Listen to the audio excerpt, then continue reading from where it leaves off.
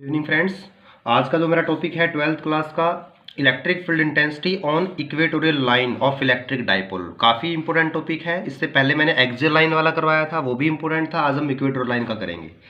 Firstly we have to draw a electric dipole at this point. Take a point A and assume will be minus q charge. Take a point B, assume will be plus q charge. The distance between two equal और unlike charge कितनी मानते हैं हम? 2a. Mid point क्या कहलाता है electric dipole का? Centre point ओ से एक पॉइंट की डिस्टेंस कितनी मान ली हमने? a metre. ओ से बी पॉइंट की डिस्टेंस कितनी मान ली? a metre. 2a क्या है? वेरी वेरी स्मॉल डिस्टेंस है टू इक्वल और अनलाइक पॉइंट चार्जेस के बीच की। अब यहाँ पर हम क्या करेंगे, एक पॉइंट जो है हम P ले लेंगे और इस पॉइंट P के ऊपर हम मानेंगे कि यूनिट कूलम्ब चार्ज है। यूनिट का मतलब प्लस के 1 कूलम्ब चार्ज है। यहाँ से एक perpendicular line, normal line dipole के सेंटर के ऊपर डालेंगे, इसी को बोलेंगे इक्वेटोरियल लाइन। पूरे डाइपोल की वजह से इस पॉइंट P के ऊपर हमें क्या निकालनी है? Electric field intensity. और जो इस पॉइंट P से जो हमने एक नॉर्मल लाइन, जो परपेंडिकुलर लाइन जो ड्रॉ करी है, इसी को बोलेंगे यही है इक्वेटोरियल लाइन। और पूरे डाइपोल की वजह से इस पॉइंट के ऊपर इंटेंसिटी निकालेंगे। अब सबसे पहले क्या करेंगे, इस पॉइंट, यहाँ पर B पॉइंट है, यहाँ पर चार्ज प्लस Q है, यहाँ पर प्लस 1 है। ये वाला चार्ज इसके ऊपर इफेक्ट आएगा। प्लस प्लस क्या करेंगे? रिपेल। इसको इससे मिला दो। प्लस प्लस प्लस क्या करेंगे? रिपेल। तो रिपेल की डायरेक्शन क्या होगी? आउटवर्ड में। अब यहाँ पर माइनस Q चार्ज है। अब इस A पॉइंट के ऊपर माइनस Q चार्ज है, यहाँ प्लस 1 चार्ज है। ये माइनस वाला प्लस के ऊपर इफेक्ट डालेगा, माइनस प्लस अट्रैक्ट होंगे। तो इस चार्ज की वजह से जो इंटेंसिटी होगी वो इनवर्ट्स होगी, क्योंकि माइनस प्लस अट्रैक्ट करते हैं। तो इसकी पहले चार्ज की वजह से इंटेंसिटी अंदर है और दूसरे की वजह से आउटवर्ड है, E2 इंटेंसिटी। पॉइंट P से एक पैरेलल लाइन ड्रॉ कर देंगे हम, ये PR। पॉइंट P से पैरेलल लाइन ड्रॉ कर दी इस एक्सिस के पैरेलल में। ये जो पैरेलल लाइन ड्रॉ करी है वो इस डाइपोल वाली लाइन की क्या है? पैरेलल है। ये वाली लाइन कितना एंगल बना रही है डाइपोल के साथ? थीटा। ये वाली भी theta. Theta this is your very very small angle. अभी जो हमने पैरेलल लाइन ड्रॉ की है डाइपोल के पैरेलल में, जो लाइन हमने ड्रॉ करी है, ये भी कुछ ना कुछ मिनिमम एंगल कितना बनाएगी इसके साथ? है पैरेलल लाइन है थीटा। और ये भी जो है लाइन अब थीटा एंगल बनाएगी। और ये जो इंटेंसिटी वाली लाइन है दूसरे चार्ज की वजह से, ये कितना एंगल बनाएगी नीचे की तरफ? ये भी थीटा बनाएगी। जितने भी एंगल्स हैं थीटा हमने एज्यूम करे हैं, ये वेरी वेरी स्मॉल एंगल है। अब देखो, ये थीटा एंगल और ये थीटा एंगल दोनों बराबर हैं, अल्टरनेट एंगल।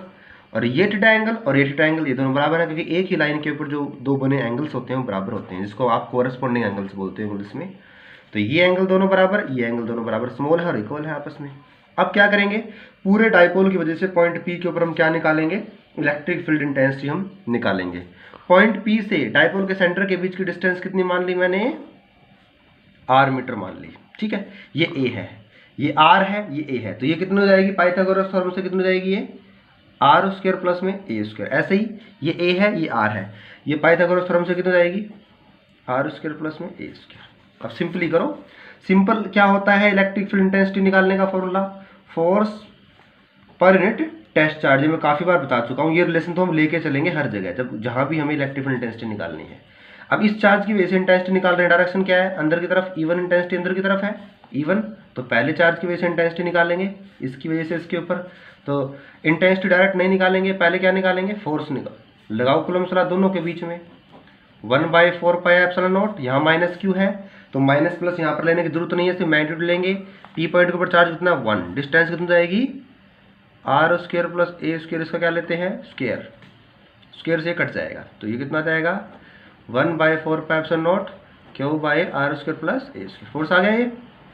हमें क्या निकालनी है? इंटेंसिटी। कैसे निकालोगे? 1/4 pi epsilon naught Q by R square plus A square. Force की वैल्यू तो ये आ गई। इस पॉइंट P के ऊपर कितना चार्ज है? 1 कूलम्ब चार्ज, तो अपॉन में 1 कूलम्ब। तो क्या इंटेंसिटी बनेगी आपके? 1/4 pi epsilon naught Q by R square plus A square. यह आ जाएगी आपकी। इस चार्ज की वजह से इसके ऊपर जो इलेक्ट्रिक फील्ड इंटेंसिटी आई है उसकी मैग्नीट्यूड आपकी यह आ जाएगी, और इसकी डायरेक्शन क्या है? अंदर की तरफ, क्योंकि इक्वल और अनलाइक चार्ज अट्रैक्ट करते हैं। ठीक है, आगे अब इस चार्ज की वजह से इसके ऊपर इंटेंसिटी निकाल रहे हैं, पॉजिटिव पॉजिटिव रिपेल करेंगे तो E2 इंटेंसिटी की मैग्नीट्यूड निकालो। सिमिलरली ऐसे निकालेंगे। E2 इंटेंसिटी कैसे निकलेगी? वही F/Q0। पहले फोर्स निकालो। फोर्स कैसे निकलेगा? इन दोनों के बीच में लगाओ कूलम्ब लॉ।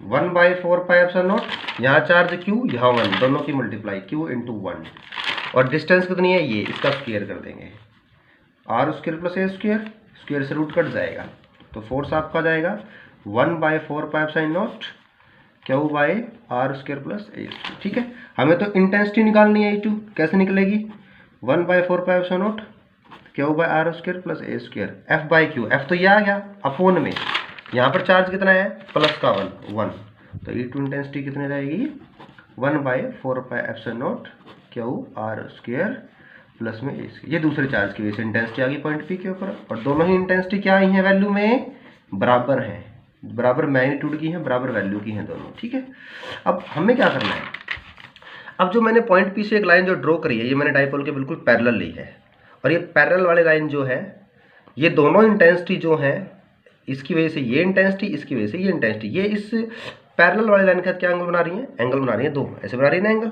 तो पहले वाली इंटेंसिटी को दो कंपोनेंट में तोड़ेंगे, इवन ऐसे एंगल बना रही है, तो जिसके साथ एंगल बनता है वो कोस में टूटता है, और जिसके साथ एंगल नहीं बनता वो साइन में टूटता है, ये E1 साइन थीटा हो जाएगा। ऐसे ही इस वाले चार्ज की वजह से ये इधर बन रही है, तो एंगल ये E2 कोस थीटा ये टूटेगा, और ऊपर से डैश डैश करके एक नॉर्मल लाइन और ले लेंगे, ये टूटेगा E2 साइन थीटा में। ठीक है, अब हमें करना क्या है, देखो E1 और E2 दोनों चार्ज की वजह से जो पॉइंट P के ऊपर जो इलेक्ट्रिक फील्ड इंटेंसिटी आई है वो वैल्यू में बराबर हैं दोनों।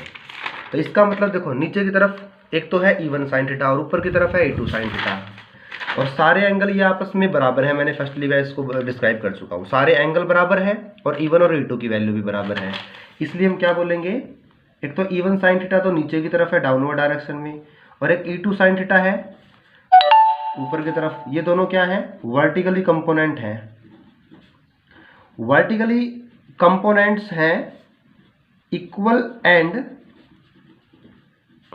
अपोजिट वैल्यू के, क्योंकि नीचे की तरफ है तो ये माइनस, ऊपर की तरफ है तो प्लस, बट बराबर है तो ये कैंसिल आउट हो जाएंगे, तो इनका रिजल्टेंट तो जीरो आ गया।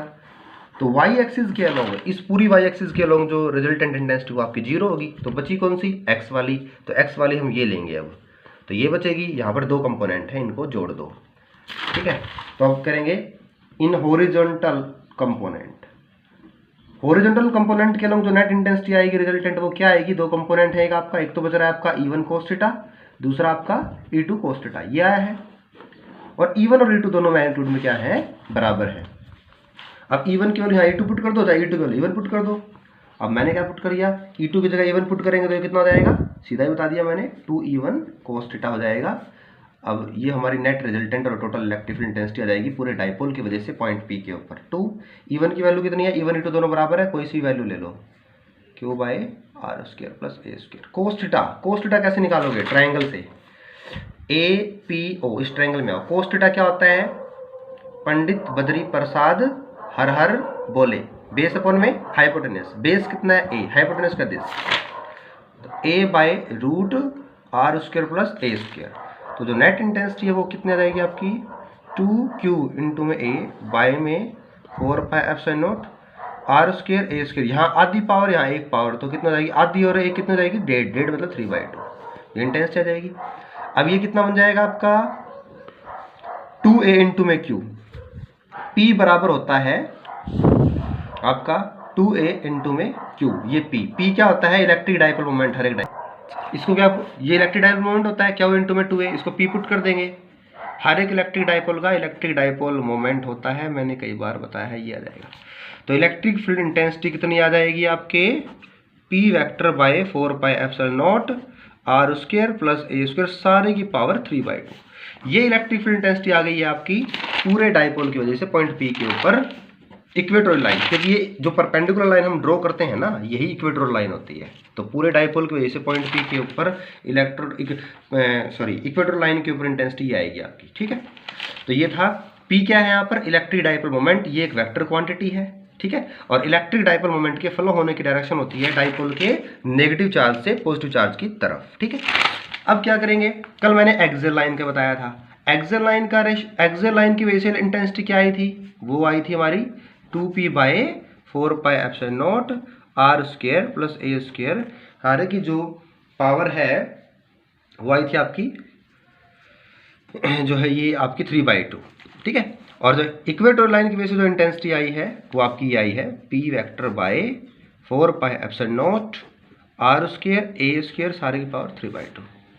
मैंने बताया था जो 2a है वो वेरी वेरी स्मॉल डिस्टेंस होती है r से, तो यहाँ पर जो 2a या फिर a की टर्म में जो फैक्टर में टर्म पड़ी हुई है उसको हम नेगलेक्ट कर देंगे, क्योंकि स्मॉल माना हुआ है, ये स्मॉल है तो उसको नेगलेक्ट कर देंगे, तो a स्क्वायर को हम नेगलेक्ट कर देंगे, तो क्या बचेगा यहाँ पर p by 4 pi epsilon naught r की क्यूब हो जाएगा ये, क्योंकि 2 3 6 को 2 से भाग करोगे 3 आ जाएगा। ठीक है, अब एक एक्सियल लाइन की वजह से इंटेंसिटी ये आई है, इक्वेटोरियल की वजह से आपकी ये आई है, दोनों को डिवाइड करो, एक्सियल और इक्वेटोरियल। एक्सियल का वजह से कितना आया आपका 2p by 4 pi epsilon naught, ये क्यूब आया सॉरी, इसकी वजह से p by 4 pi epsilon naught r की क्यूब, इसको ऊपर ले जाओ, जो कटेगा कट जाएगा आपका 2 बच गया ना। तो एक्सियल लाइन की इंटेंसिटी और इक्वेटोरियल लाइन की इंटेंसिटी इक्वल टू में 2, इसको मल्टीप्लाई में ले जाओ, तो एक्सियल लाइन की इलेक्ट्रिक फील्ड इंटेंसिटी क्या आ जाएगी 2 टाइम आ जाएगी इक्वेटोरियल लाइन की इलेक्ट्रिक फील्ड इंटेंसिटी से। ये रिलेशन आ गया है, ये दोनों काफ़ी इंपॉर्टेंट टॉपिक्स थे। जो एक्सियल लाइन के ऊपर जो इलेक्ट्रिक फील्ड इंटेंसिटी होती है डायपोल की वजह से वो इक्वेटोरियल लाइन के 2 टाइम्स होती है। जो भी फ्रेंड्स जो स्टूडेंट्स मेरा ये वीडियो देख रहे हैं, कोई क्यूरीज हो तो कमेंट बॉक्स में यू कैन आस्क मी, और अगर मेरा वीडियो ये सभी को अच्छा लगे तो लाइक सब्सक्राइब प्लीज़ कमेंट भी करें। Thank you.